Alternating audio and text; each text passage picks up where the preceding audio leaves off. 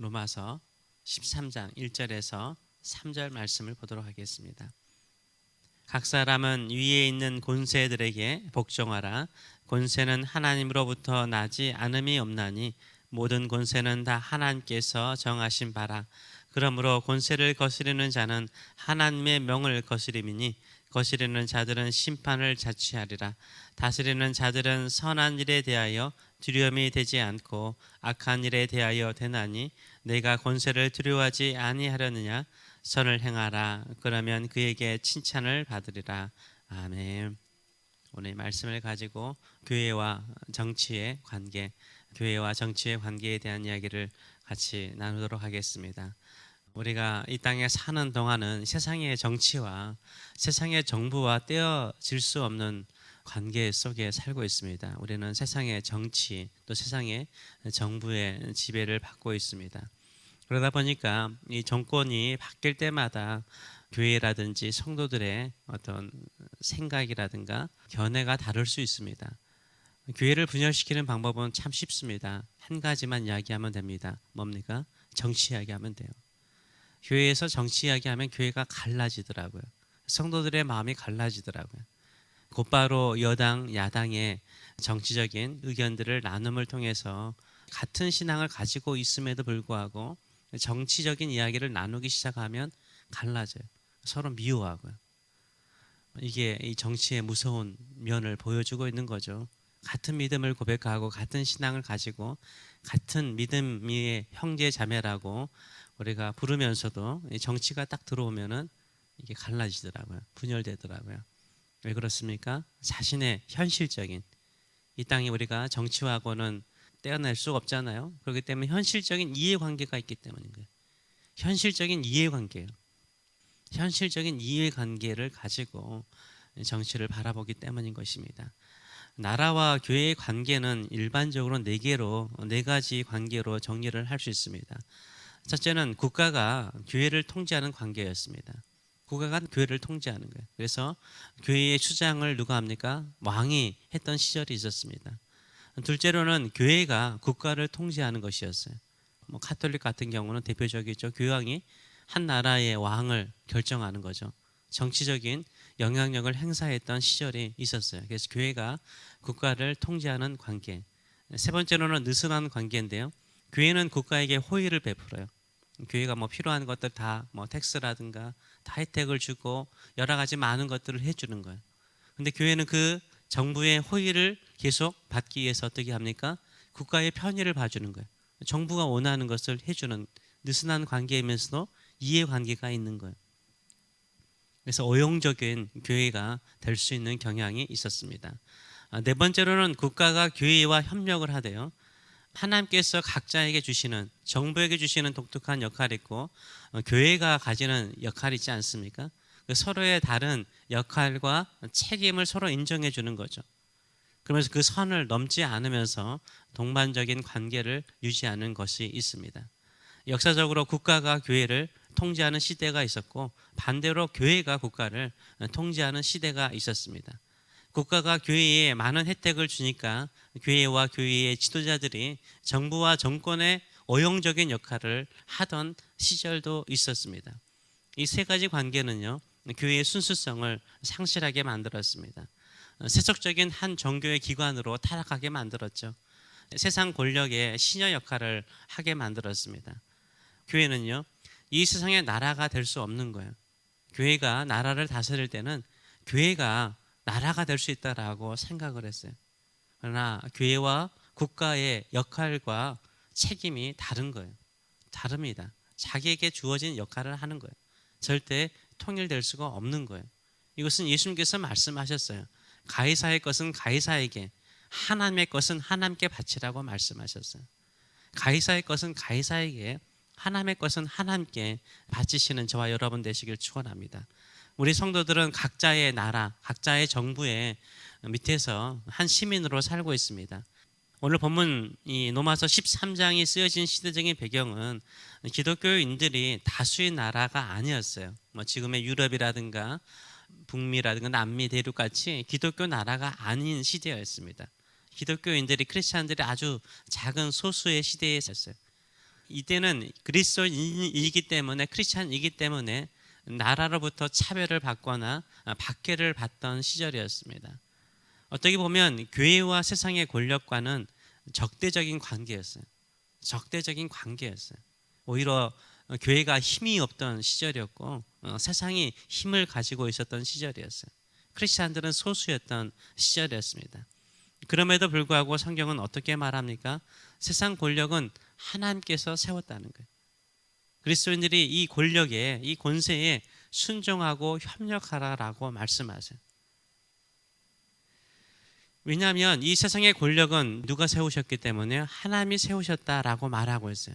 이것을 오늘 본문 1절과 2절은 3번이나 강조를 하고 있어요. 세상의 권력이 하나님의 주권 안에 세워졌음을 3번이나 강조하고 있어요. 1절 상반절을 보게 되면 각 사람은 위에 있는 권세들에게 복종하라. 권세는 하나님으로부터 나지 않음이 없다라고 이야기해요. 또 1절 하반절을 보게 되면 모든 권세는 다 하나님께서 정하신 거래요. 하나님의 주권 안에 있다라고 말하고 있어요. 2절도 말하기를 그러므로 권세를 거스리는 것은 하나님의 명령을 거스리는 죄와 같다라고 말하면서 이 거스리는 자는 심판을 받는다라고 이야기를 하고 있어요. 그렇기 때문에 하나님은 이 세상의 권력을요 인정하셨어요. 우리가 이 시대적으로 무정부주의자들이 있었어요. 정부가 왜 필요하냐? 그래서 무정부주의자들이 있습니다. 성경은 무정부주의자들을 옹호하지 않아요. 이 아나키즘이라고 그러죠. 이 무정부주의자들이 얼마나 무서운지 몰라요. 이 정부를 없애는데 그들이 정부가 되는 거예요. 이 무정부주의를 옹호하지는 않아요. 오히려 정부에 복종하지 않고 반역하는 것을 강하게 반대를 해요. 세상의 권력을 거스르는 것을 하나님의 명령을 거스르는 것이요, 또 심판을 반드시 받을 죄라고 지적하고 있습니다. 그렇다면 이 세상의 정부가 다 좋나요? 아니죠. 독재자가 있어요. 전제주의 국가가 있어요. 이런 독재자들과 전제주의 국가에 대해서도 성경을 옹호하고 복종하라고 말하고 있는가? 아니죠. 세상의 권력에 야합하여서 오늘 본문 1절과 2절을 통해서 독재자들을 옹호했던 교회 지도자들과 교회가 있었어요. 얼마나 부끄러운 짓을 했는지 모르죠. 왜 협력했을까요? 이해관계요. 이익이 되니까. 독재자들을 옹호했던 거죠. 하나님의 명령에 어긋남에도 불구하고 하나님의 명령과 하나님의 말씀에 어긋난 권세를 부리고 있는 자들을 향하여도 복종해야 된다라고 어용적으로 가르쳤던 거죠. 그것은 성경이 말하고 있지 않아요. 이 권세도 누구 아래 있어야 돼요? 하나님의 말씀과 하나님의 명령 아래 있어야 되는 거예요. 그렇다면 국가의 명령과 하나님의 명령이 상충될 때, 갈등을 이룰 때 우리는 어떻게 해야 될까요? 정부의 목적이 뭔지를 알면 되는 거예요. 정부의 목적이 뭡니까? 나라를 세워진 권세를 세운 목적이 뭡니까? 그 권세를 가지고 악한 자들, 그 나라 안에 있는 악한 자들은 징벌하고 선한 자들, 착하게 사는 사람들은 상을 주는 것이 나라의 역할이에요. 나라의 역할이 뭐예요? 착하고 성실하게 사는 사람들에게 합당한 혜택을 주고 보호해 주는 게 나라의 역할인 거예요. 악한 자들은 심판해야죠. 징벌해야죠. 벌 줘야죠. 이게 나라의 역할입니다. 근데 이 나라의 역할을 하지 않을 때 우리는 나라의 명령에 순종해야 되는가? 아닌 거죠. 우리는 나라의 명령보다 하나님의 명령이 우선되는 줄 믿습니다.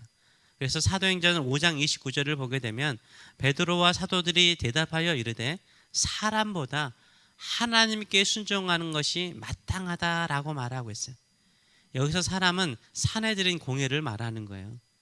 그 당시 유대의 종교적인 모든 것을 재판했던 이 사내들인 공회원의 사람들의 의견보다 하나님께 순종하는 것이 마땅하다라고 이야기를 하고 있어요. 사도들은요, 하나님의 명령을 사람의 의견, 정부보다 더 우선했음을 알 수 있는 거죠. 출애굽기 1장 17절을 보게 되면 애굽왕 바로가요, 히브리 남자 아이들이 태어나면 산파들에게 다 죽이라고 그랬어요. 산파들에게 명령했어요. 이건 왕의 명령인 거예요. 그러나 그들이 애굽왕 바로의 명령을 따랐습니까? 순종했습니까? 아니요. 성경은 이렇게 말해요. 그러나 산파들이 하나님을 두려워하여 애굽 왕의 명령을 어기고 남자 아기를 살려냈다라고 말하고 있어요. 오히려 왕의 명령이 있음에도 불구하고 하나님을 두려워하여 왕의 명령을 어기고 살려낸 거죠. 하나님의 명령을 따른 것입니다. 바벨론 왕 느부갓네살 왕이 모든 제국의 신하들은 금신상에게 절하라고 그랬어요. 금신상에게 음악이 울리면 절하라, 나팔이 울리면 절하라고 말할 때 다니엘의 세 친구 사드락, 메삭, 아베느고는요 왕의 칙령을 알았어요. 명령을 알았어요. 그럼에도 불구하고 금신상에 절하지 않았죠. 세상의 권력이 힘있게 말해도 목숨을 걸고요, 오히려 하나님의 말씀에 따랐습니다. 여러분도 알다시피 다니엘도요, 어느 누구도 다른 신에게 기도해서는 안 된다라는 왕의 칙령이 있었어요. 그럼에도 불구하고 그 왕의 명령을 거부하고요, 하루에 3번씩 여호와 하나님께 기도했죠. 크리스찬들은 무조건 친정부파이고 여당이어야 된다는 것은 성경에서 말하지 않아요. 교회는 정의 편에, 말씀에, 하나님의 말씀 편에 서야 되는 거죠. 정부가 선한 사람들, 착하게 성실하게 사는 사람들을 보호하고요, 악한 자들, 사기치는 놈들, 착한 사람을 이용해 먹는 놈들, 살인자들, 이런 사들을 징벌하는 정부를 지지해야죠. 그리고 이런 정부에는 우리가 복종을 해야 되는 거예요. 세상 정부는요, 정의를 행하는 정부도 있고요, 요한계시록에 나오는 붉은 용이 있고요, 그리고 또 짐승이 나오죠. 이거는 뭘 말할까요? 사탄을 말할 뿐만 아니라요, 사탄에 이용하는 세상 정부를 말해요.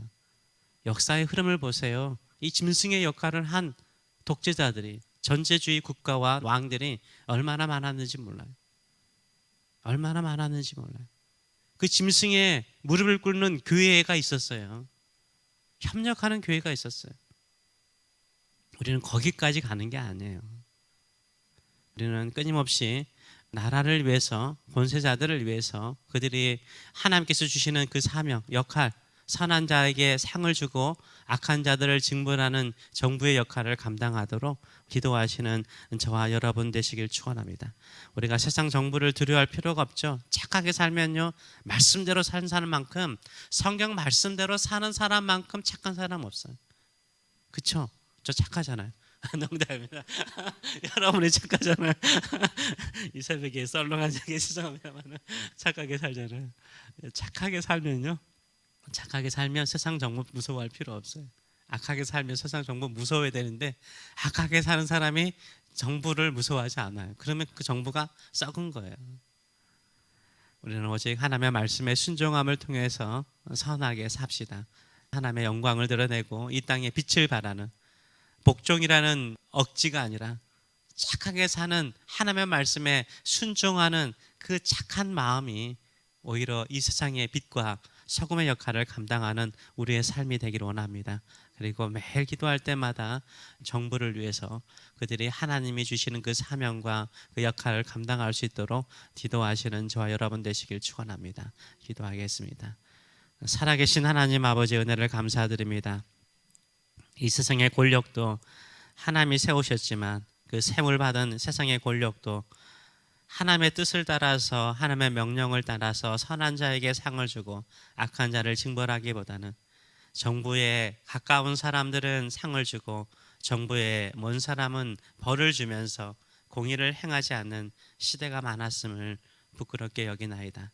또한 교회가, 또 성도들이 자기의 이해관계와 정치적인 색깔이 같다라고 하나님의 명령을 어기면서도, 말씀을 어기면서도 그렇게 정치적으로 행동해서 독재자를 돕거나 전제주의자들을 돕거나 악한 자를 도울 때도 있었음을 회개하나이다. 우리의 죄를 용서하여 주소서. 우리는 늘 하나님 편에, 하나님의 말씀의 편에, 하나님께 순종함을 통해서 선하게 착하게 살면서 이 땅에 참된 빛과 소금의 역할을 감당하는 저희들의 삶들이 될 수 있도록 축복하여 주시옵소서. 감사드리며 예수님의 이름으로 기도합나이다. 아멘.